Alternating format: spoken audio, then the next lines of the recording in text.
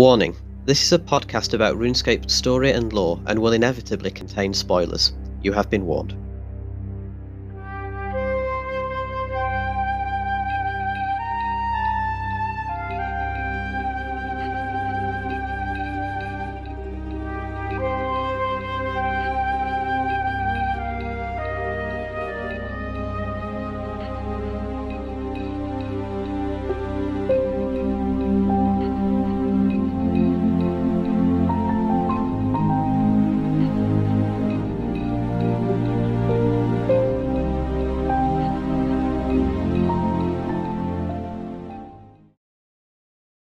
Welcome everyone to the second lore podcast. Last week we talked about what RuneScape lore is, what makes it different to other kinds of lore, and what people are interested in. Now, this week we're going to talk about the transition from the 5th to the 6th age. We talked about a little bit about that last week. Now we're going to clear it out, what that means, what the significance of it is, and whatnot. Then we're also going to talk about what our favorite quests and storylines are, and our most anticipated quests for the future. Today I'm here with Seravail. You can quickly introduce yourself. Yeah, I'm Seravail. I'm Max, currently going for comp, and I enjoy 5th age lore. Right, and we're also here with Takara. Yes, hi, I'm Takara, formerly known as the Arianwyn. As you can tell, I'm very passionate about Armadillo and the Arianwys. And I'm also a comp caper, and I'm working on maxing my alt. Alright, and I'm Sgt Pepper, I'm hosting today, and Roman, aka Kingy, is recording it. Okay, so let's start with this transition from the 5th to the 6th age. There's been a lot to do about it, but for a lot of people it's also very confusing. So why are we in the 6th age now? What does that mean? What is the transition from that 5th to the 6th age? Can anyone explain that to us? Guthix is killed, and there's a reason why this is very, very significant. Because at the end of the God Wars, in the 3rd age, when Zamorak used the Stone of Jas to cause a massive explosion on Farinthri, Guthix basically woke up and said, all gods have to get out now. He laid down the edicts of Guthix and kicked out all of the gods and went back to sleep. And that's what started the 4th age, otherwise known as the Age of Heroes. Mortals. I thought it was heroes.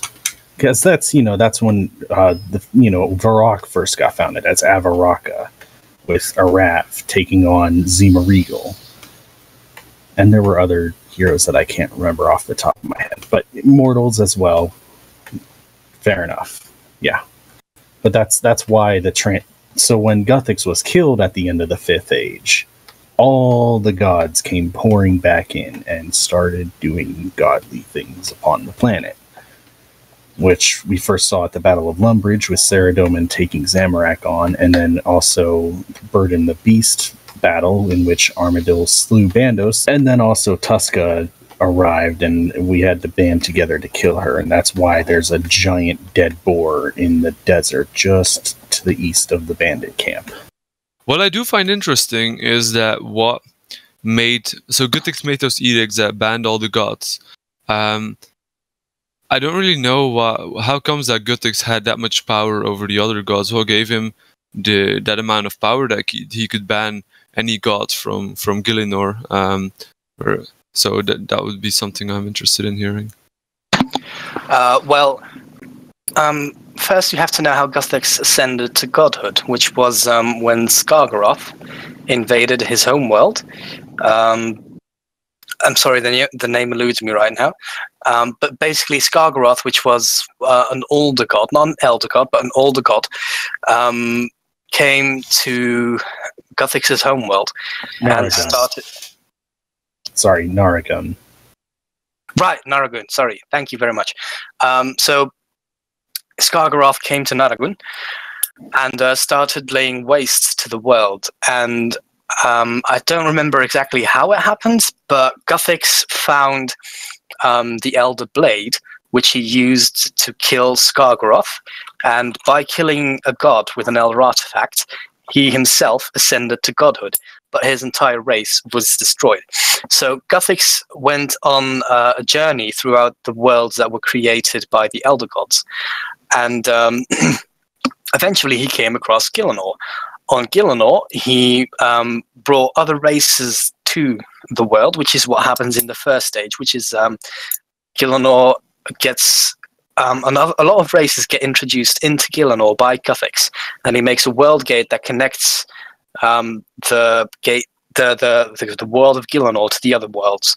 Because previously he had to do that by tearing a rip in space and time with the Elder Sword. And so that's the start of it. And then while he was on Gielinor, he eventually found the Stone of Jas, which, as we all know, is currently the most powerful artifact made by the Elder Gods to help them in creating the worlds that they've made, such as Gielinor, such as RuneScape. So yeah, with the Stone of Jas, as the way it works is when you touch it, you get powered up. You get an overload potion, basically, a very powerful one. And yeah, through that, Guthix got stronger and stronger. But he didn't, on himself as a regular god, Guthix did not have enough power to introduce the edicts, so he used the Stone of Jas to channel the power of the Elder Gods into creating the edicts, which kept all the gods out of Gielinor for 2 ages. It's very interesting. Thank you for explaining that. So, then we are in the 6th stage now. We know that the 5th to the 6th stage transitioned because of Guthix being killed and the other gods being able to come back. And the 4th age was when Guthix was sleeping. So what are the first 3 ages? What marks those transitions between them? Well, in the first stage, it started when Guthix first arrived in Gielinor. When he first got there with the tears he made in space and time using the Elder Sword. Then he built the World Gate and introduced a lot of new races and species to the world of Gielinor. And basically, the 2nd age concluded when Zaros and Seren came to Gielinor. It started with Zaros and Seren, and then all the other gods came pouring in, because Gielinor is the perfect creation of the Elder Gods. So the other gods and most other creatures are lured towards it. And so the 2nd age started when Zaros, or the Elder God, and Seren, and all of the other gods that we know now, with some of them that died, like Luanab, they came to Gielinor, which was a big event, which marked the start of the 2nd age. Then through the 2nd age, Zaros built his empire, of course. And at the end of it, at the end of the 2nd age, Guthix was betrayed by Zamorak, who killed him and destroyed the Zarosian Empire, which was a big enough event, because at the time the Zarosian Empire spanned nearly the entire globe of Gielinor, which was a big enough event that it rang in the 3rd age, also known as the God Wars. Now, because Zaros was gone, the gods were scattering about to claim his lands for themselves. And so all the gods fought amongst each other. And a lot of gods died, a lot of people died, a lot of animals and whatever. A lot of things died. There was a lot of death in the 3rd age. Now, that lasted for about 6,000 years, I think. And it eventually came to an end when Guthix woke up and saw all the destruction and the havoc that the gods had caused upon his perfect world that he'd spent time to inhabit and spent time to shape into a more beautiful place than it already was. And he got angry at them, and he got sad, and he banished the gods using the edicts of Guthix and the Stone of Jas from the world of Gielinor. So that rang in the end of the largest war that had ever happened on Gielinor, which spanned for thousands of years. So that was the end of the Third Age, and then we get to the Fourth Age, which started, of course, with the end of the Third Age. And one thing I just want to add one thing about the edicts. I've reading through some stuff in the lore. You can find this in the Bandos Memories After the Mighty Fall, which is a 6th Age quest.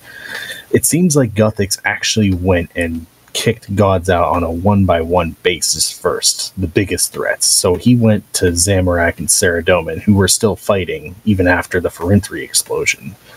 And V also refers to having been asked to leave, and out of respect he did. So some gods actually just left of their own accord, like also Armadil, who had obviously thought his entire species was extinct, and that's another branch of lore. But he went and also had to kick Bandos out, because Bandos didn't really mind leaving, but he wanted to take his armies with him. And Guthix basically told him, no, they're here now, they're staying here. You're leaving, though. And he kicked Bandos out, essentially. Wow. Yeah, right. Another fun part about that is when Guthix asked Seren to leave, that instead of actually leaving her elves and beloved subjects, she shattered herself into a couple millions of crystal shards and crystal seeds and stuff like that. And actually, most of the crystal stuff that we use, if not all, that we use in the game right now, is a part of Seren. Yeah. So, also for those who don't know, 4 and 3 is what is currently the wilderness. So, if you don't know what we're talking about when we say 4 and 3, well, that is what is now known as the largest PvP area there is, the wilderness. Good. Yeah. Good. Yeah. So we got to the Fourth Age. Sorry, not the first. We got to the Fourth Age, which started when the God Wards ended. And basically, that was the advancement of the mortal races, of the non-gods. So your gnomes, your vampires, everything. Basically, all the races that we know now got to build their civilizations. And that's most of what happened during the Fourth Age, which ended when the rune essence was discovered, which made humans the dominant species on Gielinor.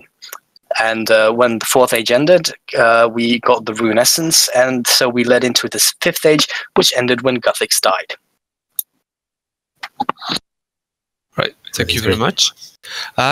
So then we're also just quickly going to talk about these transitions. We talked a little bit about that last week. When you build in those transitions, when you have quests that are based in the Fifth Age, and you also have quests that are based in the Sixth Age, and I think maybe a couple sooner, I don't know about that, that is bound to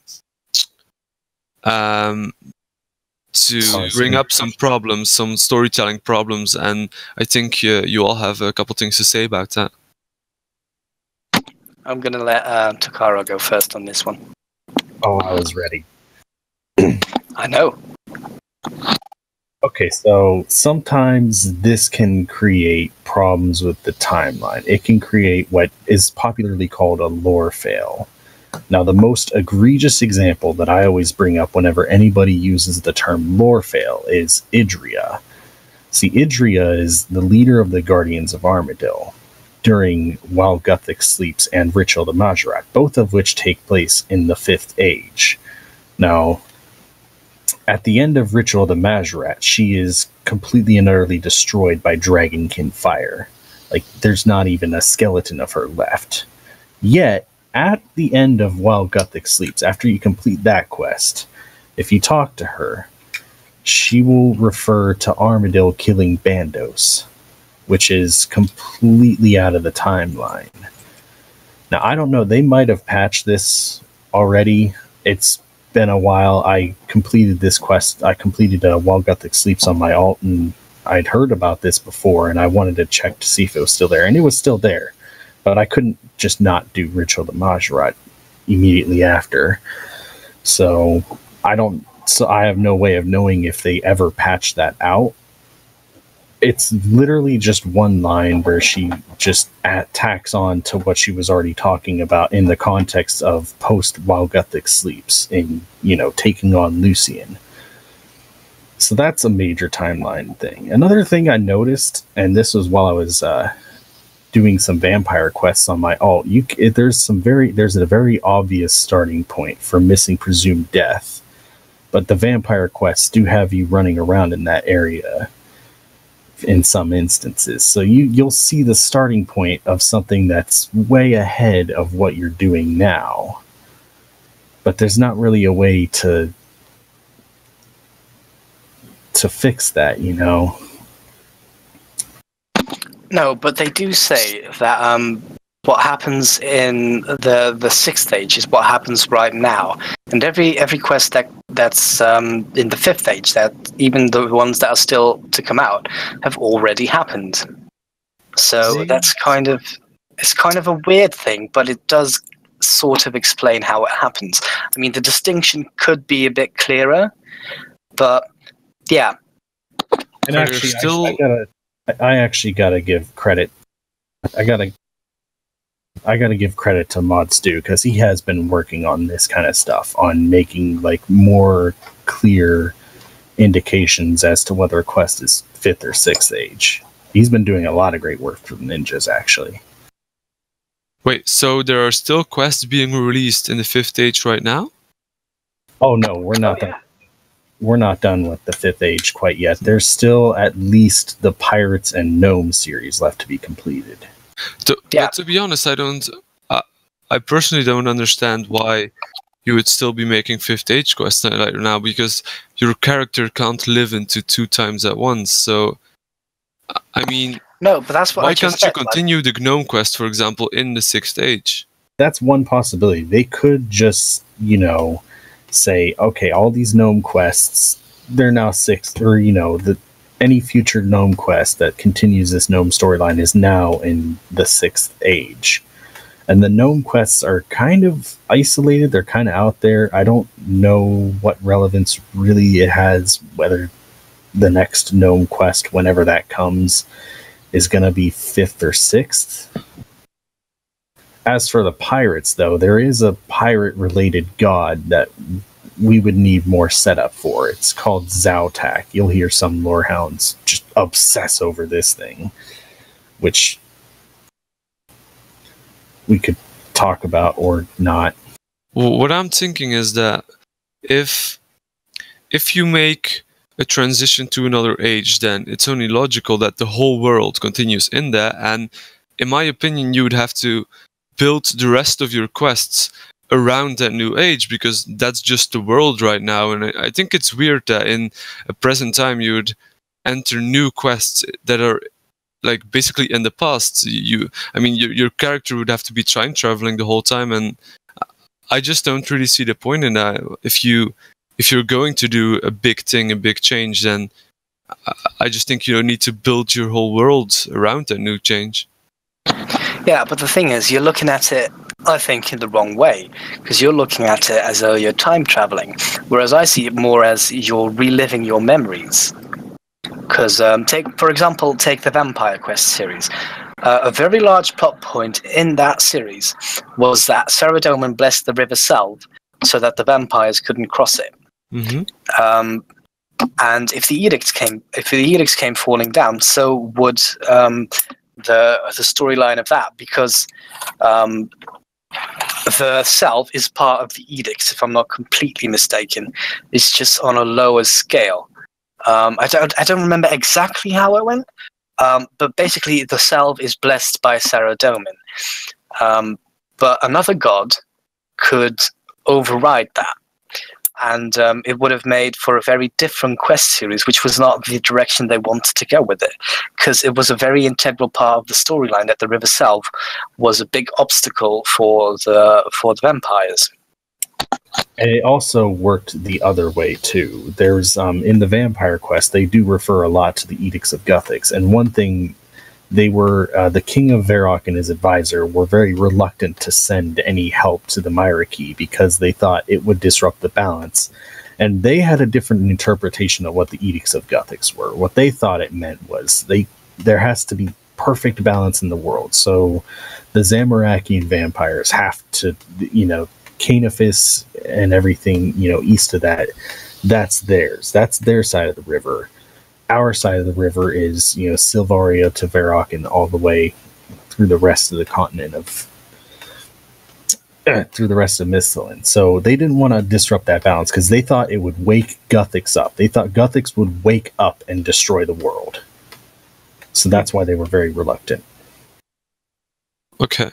So, but the moral of the story is that we do need to realize that our character is kind of, I don't know, he's not at one time at the same time. So we do need to look at it as, I don't know, maybe not time traveling, but in a way doing quests in the past. So he's never at one time at the same time.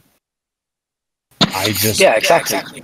Yeah, I just pretend like this has already happened. This is the past, but I guess reliving memories is the best way to explain it, because you're not really traveling back in time, per se.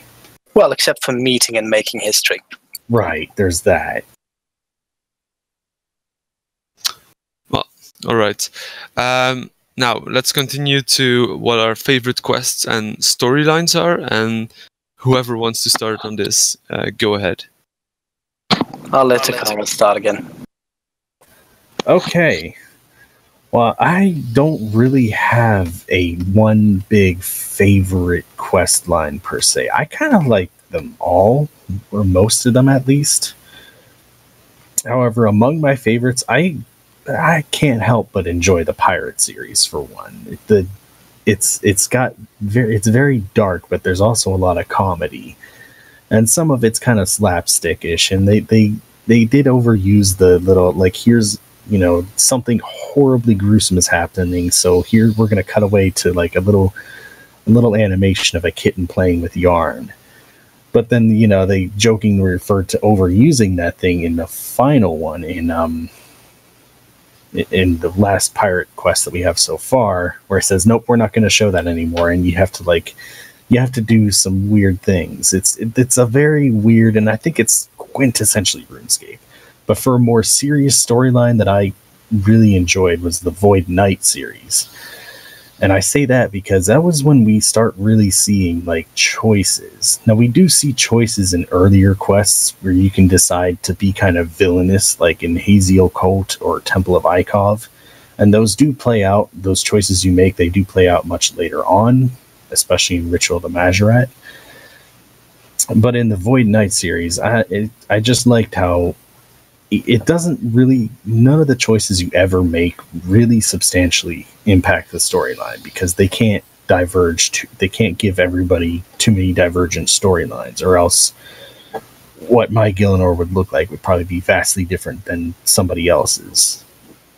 So, but in the Void Knight series, you do see a lot of choices, and you can choose to, take shortcuts and be kind of not quite so heroic, and your reward will reflect that. You'll get the Black Executioner Void Knight top at the end of it. Plus, the series was very rewarding, had good story, had a few bits of comedy that were pretty fun, had good characters. Who can forget Karazi and Jessica and Certify and Decarius screaming about people breaking into his secret fortresses. Yeah, for me personally, it would either have to be one of three. Now, one is a bit, I can't think of the name. One's a bit typical, one's a bit very common, namely the Vampire series, which I thoroughly enjoyed. And then we've got the Penguin series, which I find hilarious. I love them a lot. I can't wait for the next one. And finally, the Tsar series, the Tsar Takar series. I really think that those are very fascinating quests. I just think that the Tsar and the Takar are a very fascinating race. They're basically the oldest race on Gillinor, except for the Dragonkin. but the Dragonkin are not native to Gielinor, so that's technically different. But yeah, if I have to choose, it would probably be between the Vampire and the Tsar series. I can't really choose one of those because I really like them both.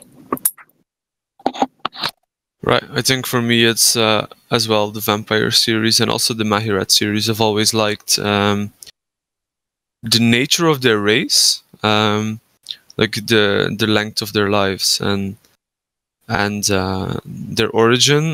They come from like the.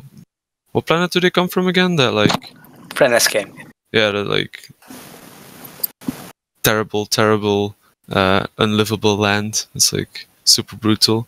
But yeah, and the way they have to sacrifice one of their own to keep themselves young, and I don't know. I've always enjoyed that quest line. Yeah, it's a good quest line as well. But I feel like we've seen a bit too much of the Majorat as of late. I've grown a bit disinterested in them. It's a bit oversaturated. I think there's been a lot of too much screen time. Yeah. Yes. I'd rather they focus on some smaller races. Mm-hmm. So, and then for the last big topic, and I think someone is going to be very happy about this. What is your most anticipated quest for the future or storyline? What do you want to see happen? What kind of lore do you want to see being developed? So yeah, I think we're going to start with Takara here. Okay, I'm okay with that. Excuse me. Back at RuneFest 2013, a quest was pitched. It was known as Rite of Passage, and I've talked about it a lot, maybe not necessarily within the clan chat, and I haven't really talked about it as much as I used to. But it's had a history of essentially being in development hell. So it was a confirmed quest that we were going to get, and they keep saying they still want to make. So it's never been scrapped. It's never been canceled. It's just been on the back burner.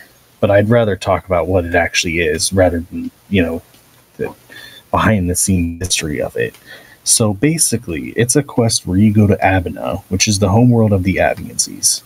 It is a beautiful but dangerous world made of floating islands, which are similar to the clan citadels, where there's often storms and island collisions. It's described by Armadil as a maelstrom. You'll help a young Avianse go through his rite of passage, which is what the quest is named for, and this consists of traveling to the core of this crazy planet in order to get a bucket of water. Because the core of this planet of Abina is actually made of water. And, along the way, we'll discover secrets about the past of Abina, including, the biggest thing is Armadil's ascension, how he did it. Because he used an elder artifact that's still on Abina. And then afterwards, after the quest is over, we'll be able to explore the planet some more. And be able to uncover more secrets, more little bits of lore about Avianses. Do you have any idea why the quest has been delayed that much? It was apparent. JMod is probably better qualified to answer this, but I can safely say that it was a very expensive quest to make with the tech that they had at the time, and then other things took higher priority, such as they wanted to finish off the Sliske's endgame arc, because people were getting tired of gods and Majorat stomping around, so they wanted to finish up that story arc. So that pushed it off to the next year, and now we have unfinished business, which will I guarantee will probably delay it even more, which is fine because there's a lot of urgent outside of quest updates that really need to happen. So it was a very expensive quest to make, and they didn't think a lot of people wanted it, so they kind of just put it on the back burner. And it's performed fairly strongly in surveys. Like last year's survey, it came, I think, second and or third among quests. So it definitely is still wanted by more than just crazy people like me. All right, wonderful. Seravail, what do you anticipate most for the future? Well, I can tell you one thing: it's not ritual. It's not rite of passage. In part because I don't think it's going to live up to the hype. Because it's been hyped up for so long and for so much, and people are getting so excited for it. I don't think they're ever going to be able to do it justice. It would be like the same as releasing Half-Life 3. No, it's gonna tank because it's been so overhyped. But anyway, what I most want to see in a new quest is, for example, the cave goblins or the vampires working in the 6th stage, just like a fusion of the basic quests that we've done so far to come together in one big storyline. For example, in a fight against, I think it was Bick that we were going to see, the one that's sleeping on the Draenor. Which one is that? That's Bick. She's under Entrana. In fact, some say she is Entrana. Ah, right. Thank you very much. So yeah, Bick is one of the Elder Gods, by the way, for those of you who don't know. And basically, I just want to see something where, because in Sliske's endgame, the Stone of Jas gets destroyed, and the siphon is now left, which is the Staff of Armadyl, but it was destroyed using the mirror, which channels power and fires it back. And then finally, we meet with Jas herself.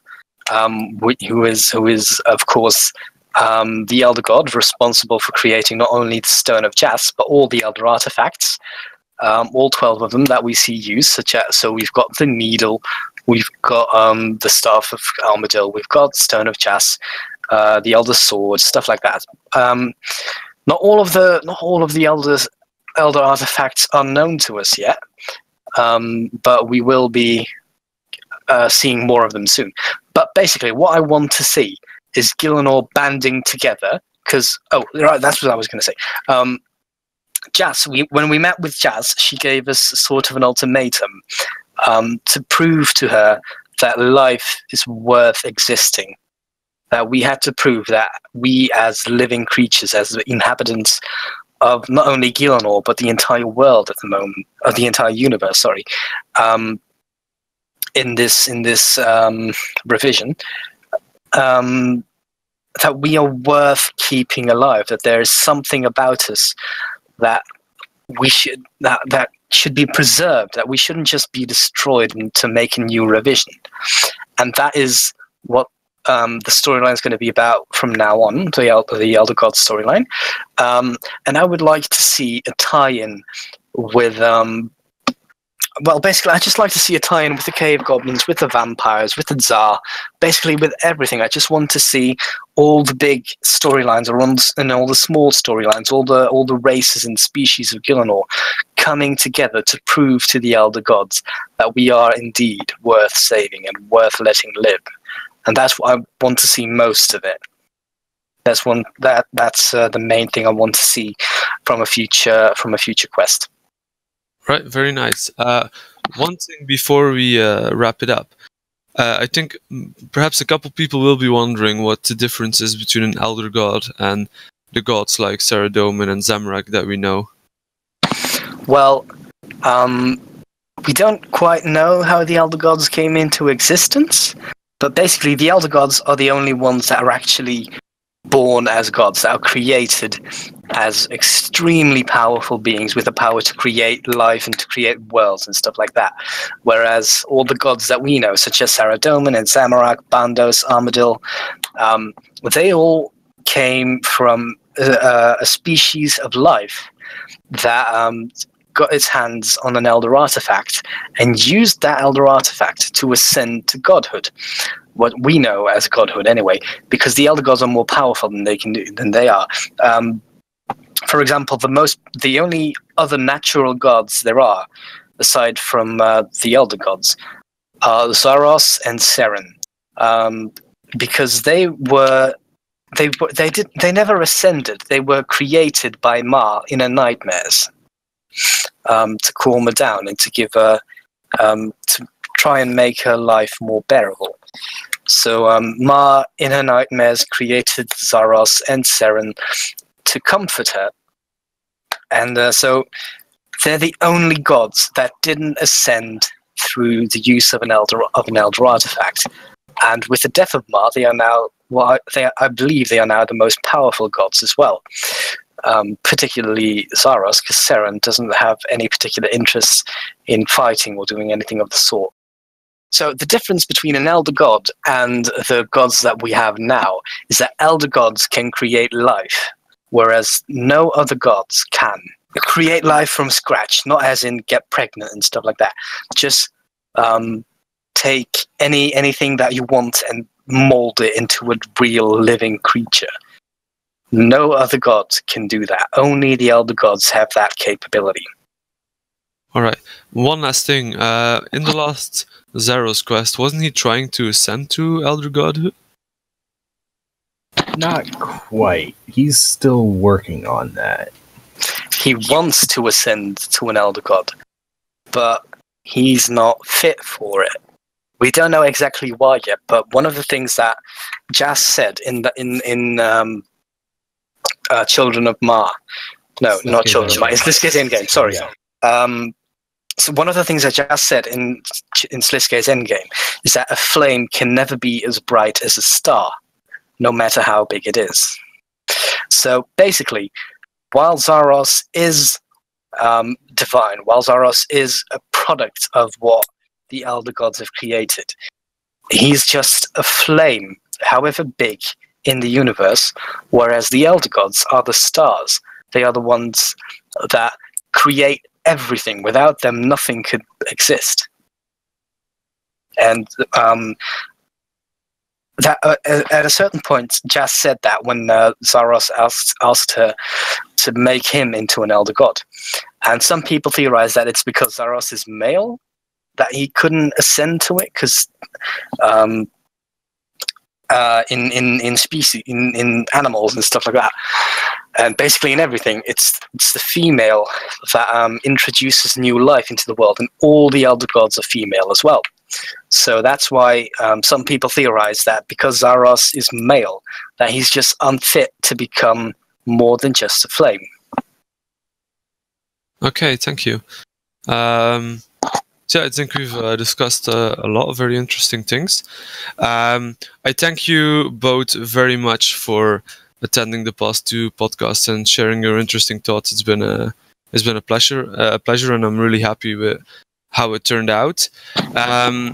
So just a quick thing for the next podcast. Now I'm gonna switch to different topics. I'm gonna look into having a couple game updates related ones, not lore ones, but like general game things. Also about how people got to play RuneScape, a couple IRL things. But I will be looking for different people to join me on that, and I hope to get more different podcasts up soon. So thank you both very much for coming. Thank you, Kingy, for recording it, and see you all in the next one. Thank you all for listening, and thanks for having me. Yeah. Goodbye, everyone. Till the next time. Bye.